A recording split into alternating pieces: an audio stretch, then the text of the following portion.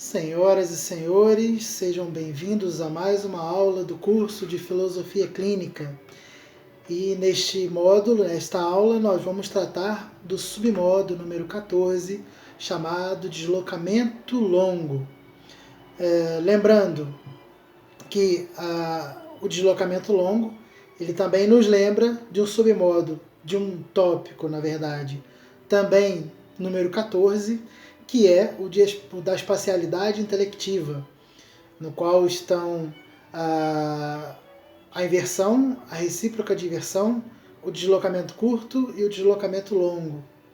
E qual seria basicamente a diferença entre esses elementos que estão contidos no tópico da estrutura de pensamento e nos submodos?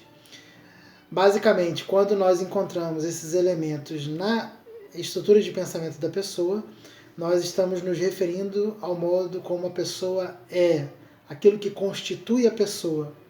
E quando nós nos referimos aos elementos de mesmo nome, já voltado para o submodo, é como a pessoa viabiliza aquilo que é. Então, quando nós encontramos, por exemplo, uma pessoa que tem o deslocamento longo como a espacialidade intelectiva determinante, é provável, não que isso aconteça sempre, mas que a gente vai encontrar também ela utilizando desse submodo para conseguir viabilizar aquilo que ela é. E isso vai acontecer com os demais submodos que, em alguma medida, também têm alguma ligação com algum tópico da estrutura de pensamento, com um ou mais tópicos, na verdade.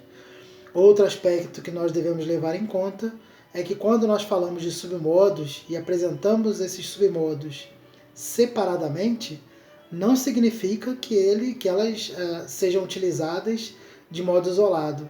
É bem provável que ao utilizarmos um submodo, ele esteja em conexão com algum outro submodo ou com algum que a gente chama submodo informal da própria pessoa. Então há muitas adaptações desses submodos, de modo que a gente não tem 32 submodos, a gente tem uma infinidade de combinações submodais que a gente pode usar nos nossos procedimentos clínicos e inclusive em nossa vida pessoal, certo? Então vamos aqui pensar em que medida nós podemos fazer esse uso do deslocamento longo. Lembrando que a diferença, por exemplo, do deslocamento longo em relação às demais se dá do seguinte modo. Quando a pessoa é inversiva, quando ela está em inversão, ela está voltada para si, para ela mesma, seja em seus pensamentos, seja em seu corpo, em sua corporeidade. Quando a pessoa está em recíproca de inversão, ela está fazendo esse mesmo tipo de movimento, só que em relação ao outro, de modo que ela vai prestar atenção no que o outro diz, no que o outro faz, e se o outro fizer um relato de algo, é bem provável que ela entre na história do outro e vivencie toda aquela história contada pela pessoa, a ponto de, inclusive, em alguns momentos, a pessoa continuar presa ao relato da outra, mesmo depois que a outra tem um certo distanciamento posterior. Já o deslocamento curto são aquelas pessoas que vivem ou experienciam as coisas próximas, acessíveis aos sentidos. Ou seja, tudo aquilo que a gente pode olhar, ouvir, sentir, cheirar. Então, todos esses elementos que têm a proximidade com os nossos sentidos, a gente chama isso de um deslocamento curto.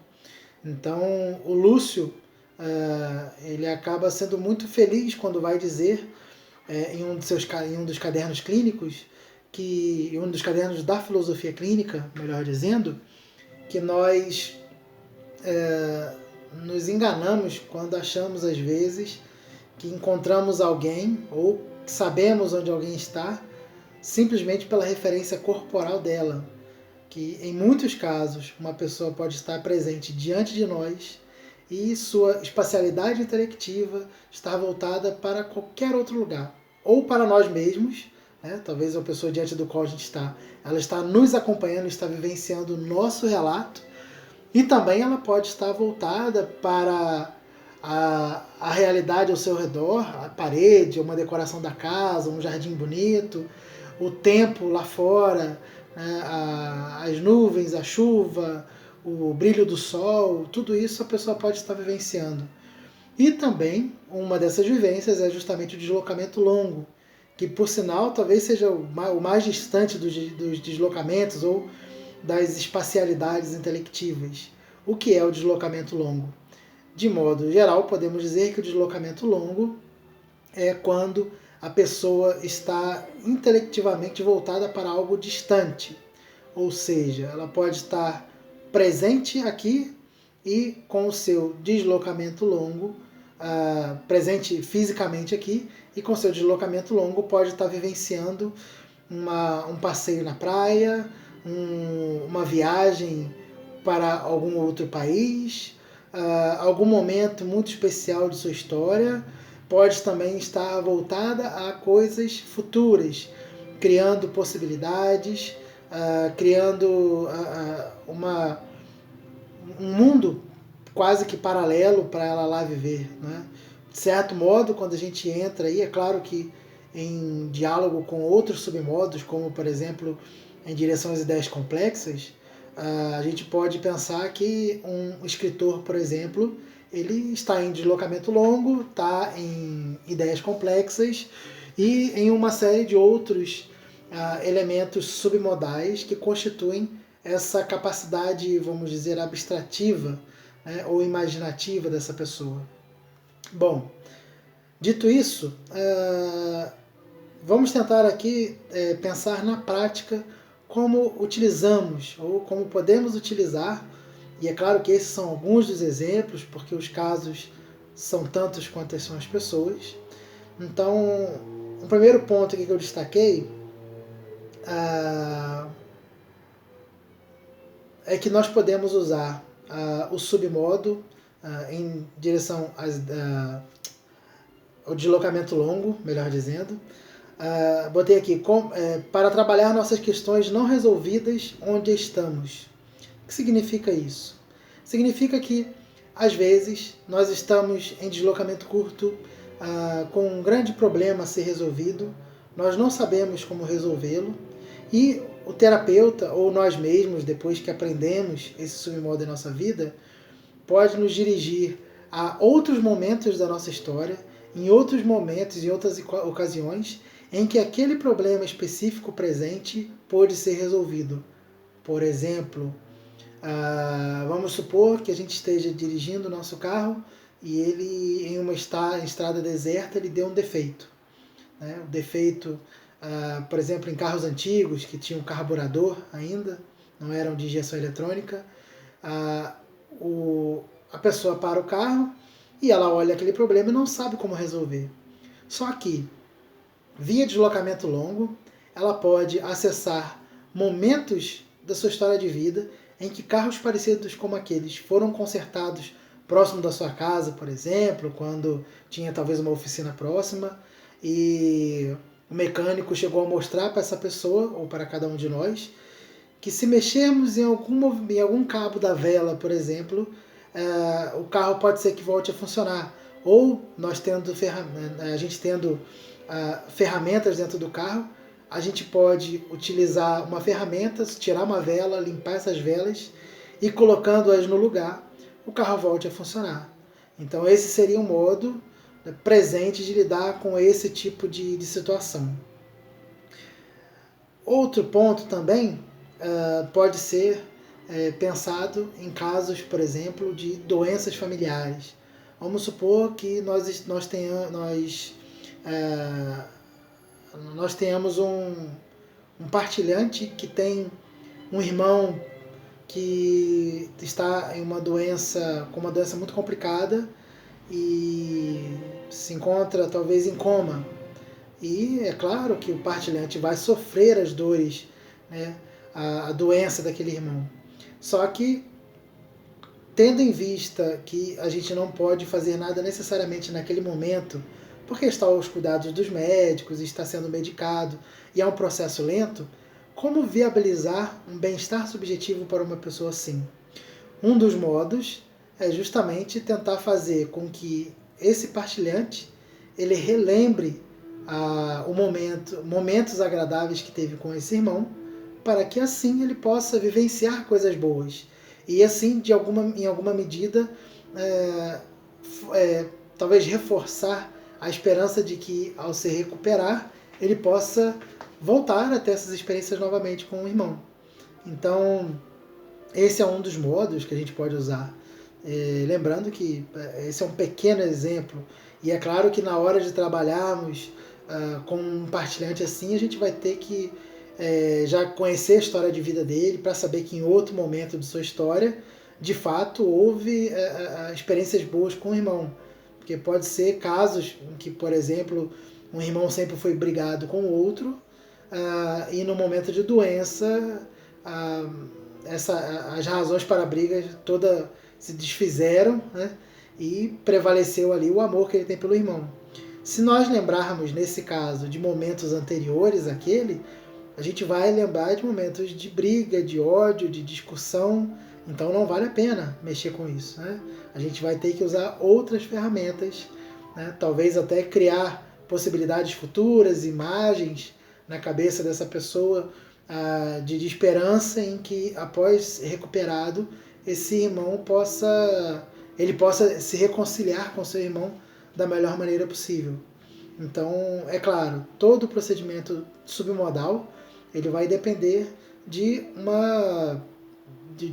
nosso reconhecimento da história de vida dessa pessoa, da montagem adequada, da estrutura de pensamento, para só depois fazermos nossos planejamentos clínicos e aplicarmos os submodos. Outro aspecto aqui que a gente pode trabalhar é que no momento em que estou gravando esse vídeo, e eu não sei quando você vai assisti-lo, nós estamos em uma situação em que o mundo inteiro passa por uma pandemia, né? uma epidemia global de um vírus chamado corona, né? Chamado Covid-19, né? Porque foi encontrado, evidentemente, no final do ano de 2019. E nesse momento, as pessoas estão todas sendo convidadas, aquelas que podem, a ficarem dentro de suas casas para evitar aglomerações e a proliferação rápida do contágio por esse vírus, para que o sistema de saúde possa ter tempo de cuidar daqueles pacientes, ainda que em um número bastante menor da totalidade dos que serão afetados, mas esse pequeno número percentual de pessoas, ainda assim um país como o nosso, que tem 200 milhões de habitantes, seria um número muito grande para o sistema de saúde dar conta. Então, o pedido é que fiquemos em casa. Nesse caso, vamos supor que um partilhante chegue a nós e fale: olha, eu estava repleto de planos, eu tinha uma faculdade para cursar, eu tinha um trabalho para dar continuidade, eu tinha a possibilidade de crescer no trabalho, de conseguir uma promoção, ou no caso de um trabalhador autônomo, dizer: olha, eu tinha possibilidades de encontrar, de conseguir fazer mais clientes na minha área autônoma, e hoje isso foi impossibilitado pelo corona. Então eu estou extremamente desanimado, minha vida não tem muito sentido e eu não sei o que fazer. Num caso desse, a gente olha uma pessoa com projetos, com planos, a primeira coisa que a gente percebe é que é possível que o tópico busca seja determinante para a pessoa. Então, o que nós podemos fazer nesse caso? Sabendo e vendo que no caso dessa pessoa, submodos como o deslocamento longo funciona, é bem provável que a gente possa continuar cultivando a busca dessa pessoa, de modo que ela se esqueça um pouco do deslocamento curto, da situação presente, da vivência atual, e pensando num projeto futuro, numa vida futura, num emprego melhor, ela consiga, via deslocamento longo, traçar todo uma meta para a vida dele, a ponto de ele conseguir ter força suficiente para, no momento presente, dentro de sua casa, com todas as limitações, ele cultivar aquilo que é possível dentro da situação dele, para que amanhã ou depois, assim que todo esse período de quarentena passar, a pessoa possa retomar sua vida, né, já com certa preparação. Então, em que medida isso pode ocorrer? Então, vamos supor que seja uma pessoa que esteja que estava prestes a ter uma promoção no emprego, né, e esse emprego envolve um conhecimento da área, como por exemplo processamento de dados, né, mexer com informática. É provável que essa pessoa, estando em casa, ele tenha meios de continuar estudando sua área, se aprofundando na sua área, para que quando a empresa voltar, né, no caso de não haver home office por alguma razão, haja a possibilidade dele estar bem preparado para que quando voltar ele mostre isso para a empresa e isso torne possível o crescimento dele, mesmo que a empresa esteja em uma situação talvez de aperto financeiro, de dificuldade, pelo próprio fato da recessão econômica. Partindo para outro exemplo, vamos supor que seja uma pessoa que estivesse prestes a entrar no mestrado em alguma área universitária. Então, o que essa pessoa vai fazer? Vamos supor que essa pessoa tivesse a possibilidade de fazer a prova agora e ela foi adiada, não é? E ela não tenha conseguido entrar por essa razão, e ela ainda assim ela tenha se desanimado pelo fato disso não ocorrer, e talvez uma possibilidade de emprego, inclusive numa universidade, depender desse mestrado. O que essa pessoa pode fazer? Jogar para a sua espacialidade intelectiva para outro momento, né, para o momento em que esse mestrado finalmente possa ser realizado e essa pessoa consiga se destacar a ponto de isso não prejudicar em sua vida profissional, por exemplo, dando aula em uma universidade. De que modo fazer isso? Projetando via deslocamento longo, ele pode fazer uma construção de possibilidades, pode abrir meios de via deslocamento longo, criar, por exemplo, um roteiro de caminho que ele possa construir. Por exemplo, se preparando com estudos no momento presente, se preparando com contatos com professores do programa de mestrado, se preparando talvez até em busca de meios que a faculdade pode viabilizar de fazer com que esse processo seletivo ocorra, ainda que não seja presencialmente, devido ao isolamento. Enfim, a questão aqui é justamente mostrar que se o momento presente inviabiliza, se o deslocamento curto, se a inversividade ou se a recíproca com as pessoas próximas está dificultando a vida naquele momento, o deslocamento longo pode ser um meio da pessoa sair, ou de projetar futuros, no caso de uma busca, ou de vivenciar outros momentos, tanto passados quanto futuros, né, como possibilidades, que atire daquele momento presente. Então, se o momento presente faz sofrer, pode ser que um deslocamento longo seja um caminho de viabilizar um bem-estar para a pessoa. Vamos para o próximo ponto. Vamos ver aqui. Bom, quais são os meios que a gente pode usar para aplicar o deslocamento longo para alguém? Uma delas é fazendo um diálogo do deslocamento longo com aquilo que nós chamamos de informação dirigida. E como se daria isso? A informação dirigida é o modo como a gente utiliza para, via informação direta de algum meio, dar viabilidade a algum processo tópico na pessoa, no caso de desfazer algum conflito tópico ou conflito intratópico. E essa informação dirigida ela é constituída, por exemplo, por livros, né, por filmes, por um poema, por uma aula que a gente pode disponibilizar para o partilhante via talvez YouTube, enfim. A informação dirigida ela é uma espécie de informação direcionada que a gente pode fazer para a pessoa. E quando nós queremos viabilizar para a pessoa um deslocamento longo, fazer com que a pessoa vá em deslocamento longo, a informação dirigida pode também ser um bom meio. De que maneira? Vamos supor que a gente vai dar para uma pessoa um poema e essa pessoa gosta talvez de literatura ou ela tem o dado sensível bastante forte em sua estrutura de pensamento. Então, quando a gente oferece um poema para essa pessoa e essa pessoa consegue imaginar as sensibilidades que estão descritas no texto poético, ela consegue vivenciar intelectivamente isso, é possível que por meio de um poema a gente leve a pessoa para um deslocamento longo. Então, quando a gente oferecer um poema, desde que ele tenha a ver com alguns elementos tópicos da vida da pessoa, a gente pode viabilizar sim um caminho para o deslocamento longo. Inclusive talvez uma obra literária, de modo geral, um romance, também pode viabilizar isso.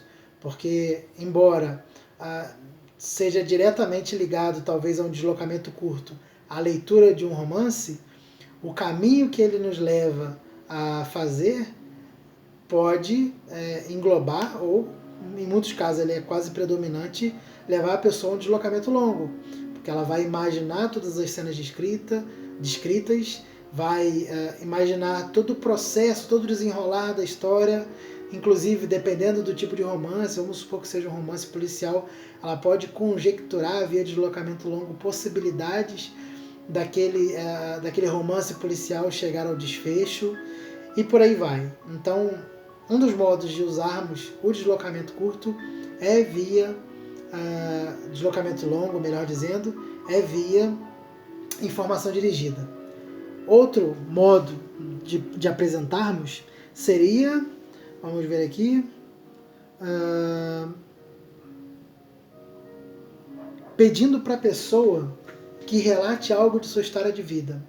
Vamos supor que a pessoa ao longo de sua história de vida tenha tido momentos muito, muito agradáveis com alguma pessoa muito querida na sua família e que ela talvez não tenha mais, né?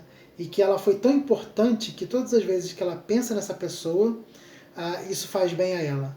É bem provável que em alguns momentos de dificuldade, a lembrança dessa pessoa que foi especial para o partilhante seja fundamental. Então o deslocamento curto, seja de uma vivência com uma pessoa próxima, seja de um momento especial, como por exemplo, talvez, vamos supor que a pessoa seja um atleta, ainda que amador, tenha, por exemplo, uma lembrança em que ganhou um campeonato. Essa lembrança, o relato dessa lembrança, pode ser suficiente para trazer um bem-estar para essa pessoa.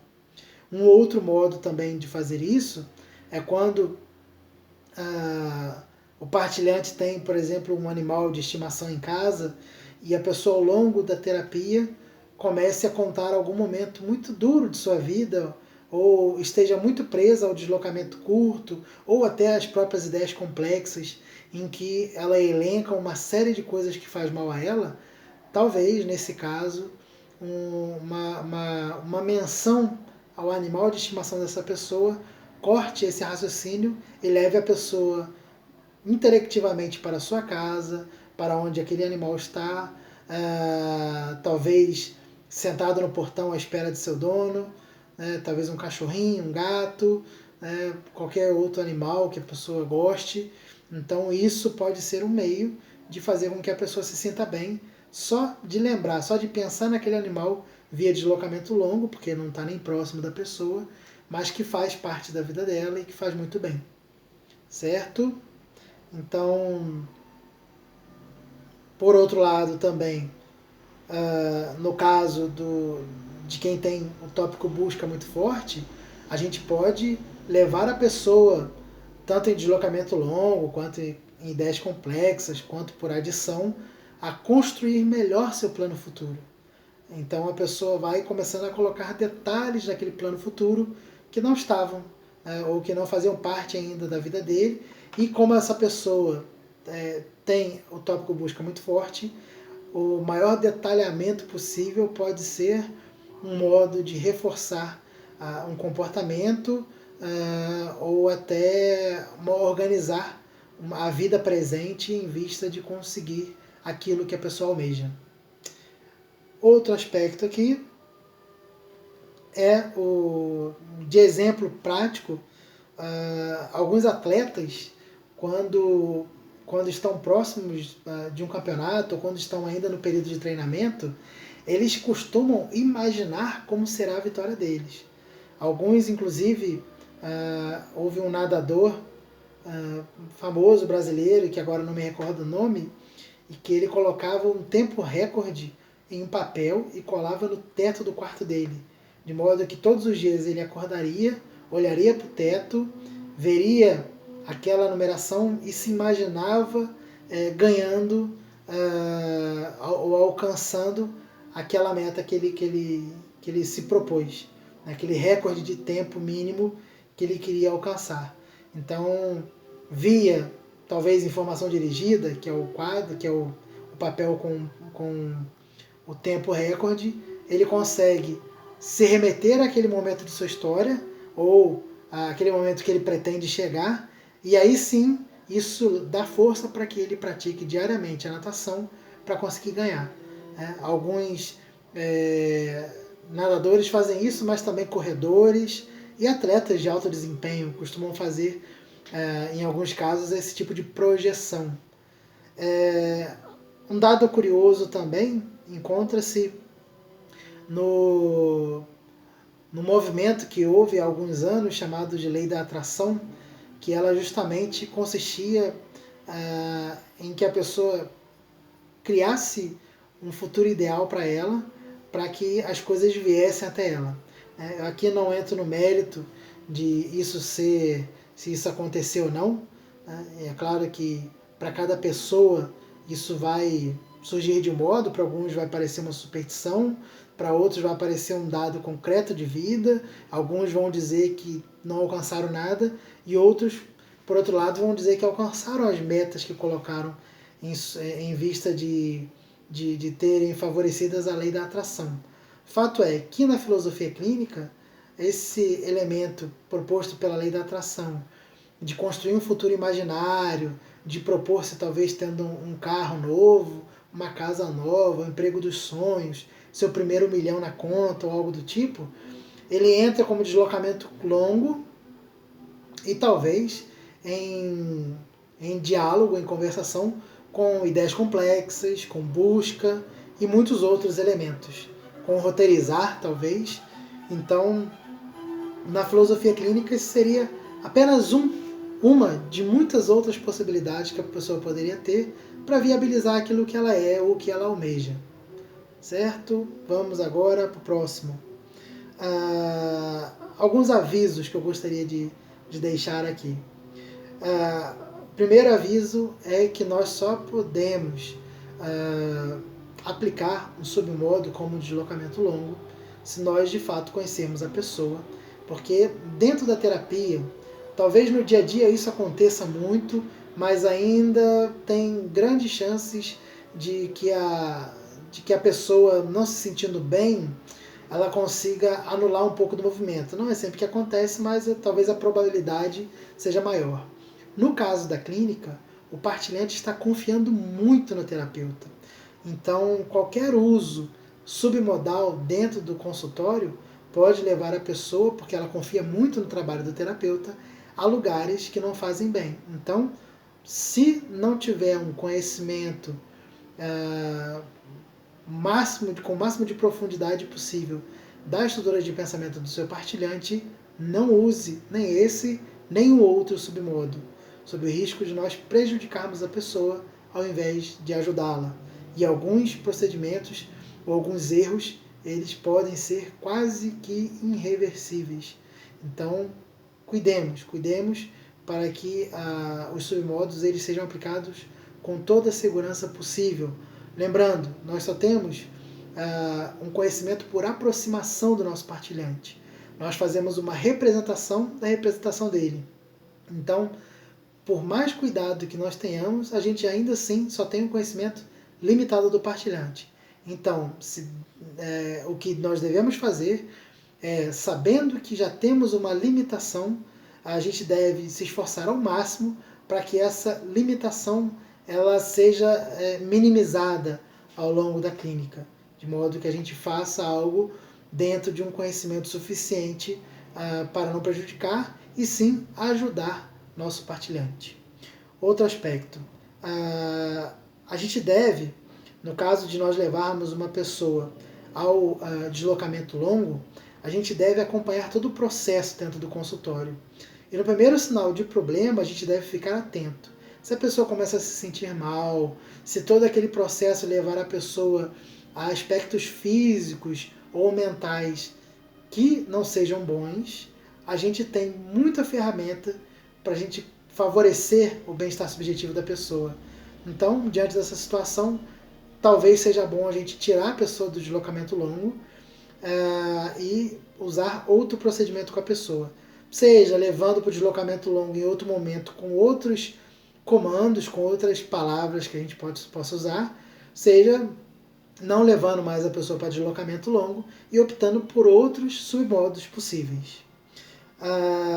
Então a gente deve tomar cuidado com o tipo de agendamento que a gente faz, dependendo da palavra que utilizarmos, ela estando ou não na estrutura de pensamento da pessoa, a gente deve tomar cuidado para que algumas palavras não sejam invasivas, não sejam prejudiciais, não sejam ofensivas, enfim, que não prejudiquem a pessoa, não leve a pessoa para o mal-estar, quando nossa finalidade como terapeutas é promover um bem-estar subjetivo.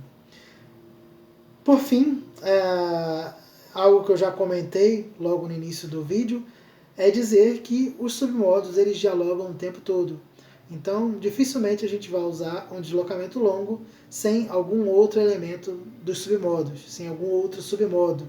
Então, a gente tem muitas ferramentas para trabalhar a pessoa, então cuidemos para usar as melhores, para usar os melhores meios, os melhores submodos, para que a gente viabilize o o bem-estar subjetivo que nós tanto queremos promover na vida de alguém.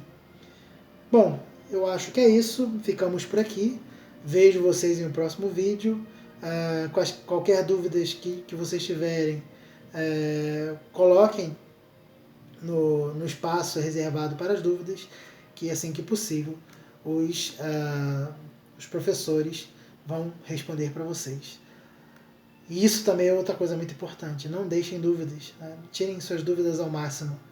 É sempre bom conhecer todo o procedimento da filosofia clínica, tendo muito claro que essa parte teórica ela deve estar muito bem entendida, porque a prática ela é sempre muito mais complicada, muito mais complexa do que a teoria. Então, tendo posse plena, conhecendo bastante a teoria, quando nós formos à prática, essa será menos uma barreira que a gente vai ter durante nossos estágios supervisionados, certo? Então, muito obrigado por assistirem essa aula, um grande abraço e até a próxima.